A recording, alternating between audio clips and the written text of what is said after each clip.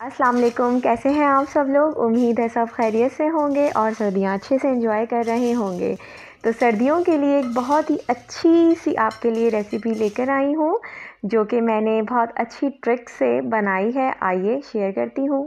ये है 2 कप सूजी, 3 कप के करीब मखाने हैं फुल भर के, पिस्ता, अखरोट, खरबूजे के बीज हैं ग्रीन वाले, और यहाँ पर मूंगफली है, बादाम, काजू, खोपरा पिसा हुआ, ऑप्शनल है, किशमिश, मोस्ट इम्पॉर्टेंट गोंद, और उससे भी ज़्यादा मोस्ट इम्पॉर्टेंट आपका गुड़, जो कि इस स्पेशल पंजीरी की बात है।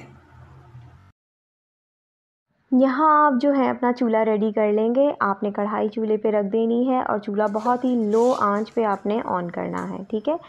यहाँ पर मैं असली घी का यूज़ कर रही हूँ। आपके घर पे अवेलेबल हो तो असली घी का यूज़ करें, अगर नहीं हो तो आप कोई सा भी घी यूज़ कर सकते हैं और आप कोई सा भी ऑयल भी यूज़ कर सकते हैं, लेकिन प्रेफर यही करें कि घी का यूज़ करें और वो भी असली। यहाँ पर मैंने सबसे पहले मखाने डाल दिए हैं, क्योंकि मखाने बहुत ज़्यादा घी को पी लेते हैं, तो इसीलिए सबसे पहले मैंने मखाने डाल दिए हैं और इसको अच्छी तरह से मैंने रोस्ट किया है। रोस्ट करने का तरीका ये है कि हल्के हाथ से इसको रोस्ट करें, हिलाते जाएं, और सबसे अच्छी पहचान इसकी ये होती है कि इसका कलर चेंज हो जाता है, और जब इसको हाथ में लेके आप प्रेस करेंगे इस तरह से, तो ये जो है टूटते हुए आपको आवाज़ मिलेगी इसकी, थोड़ी कड़क टाइप की, ठीक है। तो ये इसकी पहचान है, इस चीज़ का ख्याल करें। और यहाँ पर जो है अब दोबारा हम जो है वो 2 टेबल स्पून के करीब घी लेंगे, और जो है उसमें हम लोग अपने जो है वो डालेंगे गोंद, ठीक है। गोंद का ये होता है कि जब आप गोंद यूज़ करें तो गोंद हमने यहाँ पर ली थी तकरीबन जो है वो 1/4 कप, लेकिन आप देखेंगे कि जब ये रोस्ट करेंगे, रोस्ट करते ही करते ये बिल्कुल ट्रिपल हो जाते हैं। ये देखें आप, तकरीबन ये है मतलब 1 कप से थोड़ा सा कम हो गए हैं। इसकी सबसे अच्छी पहचान ये होती है कि एक तो साइज़ में डबल हो जाते हैं, और जब आप इसको हाथ में लेके प्रेस करेंगे तो ये जो है बिल्कुल पिस जाएंगे, और एक अच्छी सी जो है वो आवाज़ इसमें से आएगी। देखें, आप देख सकते हैं इस तरह से ये पिस गए। तो बस यहाँ पर आपका गोंद भी रेडी है, इसको भी आप प्याले में निकाल लें। यहाँ पर मैंने 1 टेबल स्पून घी और ऐड करके किशमिश को रोस्ट कर लिया है। और किशमिश की रोस्ट की पहचान ये होती है कि किशमिश जो होती है वो खुद ही फूलने लगेगी, और आप नोट कर सकते हैं कि बॉल की तरह हो गई है। तो बस यहाँ पर ये भी रेडी है, इसको भी आप एक सेपरेट प्याली में निकालेंगे। इसको आपने ड्राई फ्रूट और दूसरी चीज़ों के साथ अभी मिक्स नहीं करना, ठीक है।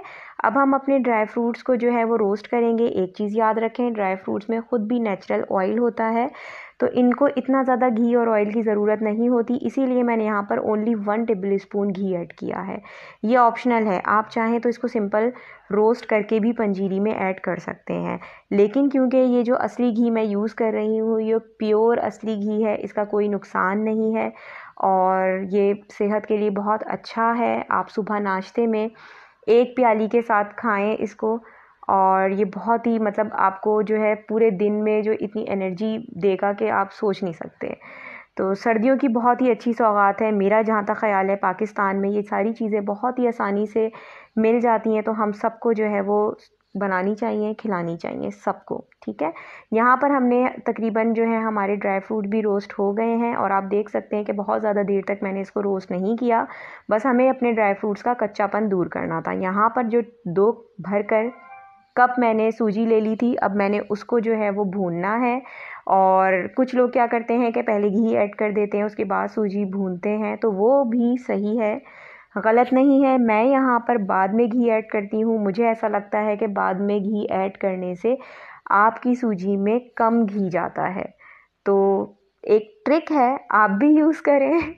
तो बस इसको हल्के हाथ से आपने भूनना है, नीचे नहीं लगने देना, अच्छे से भूनना है। और नोट करेंगे कि जो अभी सूजी है वो बिल्कुल हमारी वाइट हुई हुई है, और जैसे जैसे हम इसको भूनेंगे हमारी सूजी का जो कलर है वो चेंज होने लगेगा, और सूजी में से बहुत ही अच्छी सी प्यारी सी आपको स्मेल महसूस होगी, बहुत ही प्यारी सी खुशबू आएगी, जिससे आपको अंदाज़ा हो जाएगा कि जो आपकी सूजी है वो इस पॉइंट पे आके तैयार है। तो यहाँ पर आप देख सकते हैं कि सूजी का जो कलर है वो भी ऑलमोस्ट चेंज हो चुका है और मेरी जो सूजी है इस टाइम पर रेडी है। तो बस हमने जो है अपना चूल्हा बंद करना है और सूजी को भी जो हमारे पहले वाले इंग्रेडिएंट थे, पहले वाले जो ड्राई फ्रूट्स थे उनके साथ हम मिक्स कर देंगे। यहाँ तक हमारा सारा रोस्टेड वाला काम फिनिश हो चुका है। अब हमने कुछ नहीं करना। पंजीरी को जो हमने बनाई है, जितने भी हमने रोस्ट किए हैं ड्राई फ्रूट, सूजी, खोपरा ऐड करेंगे लास्ट में बिकॉज़ ये ऑलरेडी पिसा हुआ था।